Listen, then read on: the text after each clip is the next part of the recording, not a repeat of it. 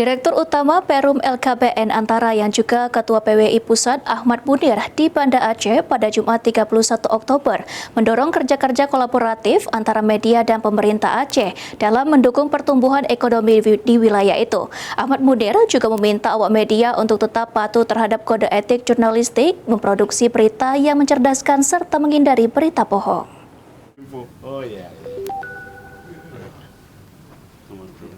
Direktur Utama Perum Lembaga Kantor Berita Nasional Antara yang juga Ketua Persatuan Wartawan Indonesia Pusat Ahmad Munir mendorong terciptanya kerja-kerja kolaboratif antara media dan pemerintah Aceh dalam mendukung pertumbuhan ekonomi di wilayah itu. Hal tersebut disampaikan Ahmad Munir usai menghadiri jamuan makan malam bersama pemerintah Aceh di Pendopo Gubernur Aceh Jumat malam 31 Oktober.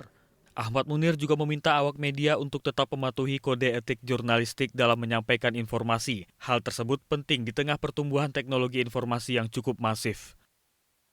Mengingatkan kepada semua wartawan, khususnya wartawan yang berada di PWI untuk selalu patuh kepada kode etik jurnalistik, selalu memperhatikan apa yang disebut dengan cover both side, apa yang juga disebut dengan menghindari berita bohong, berita fitnah, sehingga apa yang diproduksi oleh teman-teman wartawan mereka mencerahkan, mencerdaskan.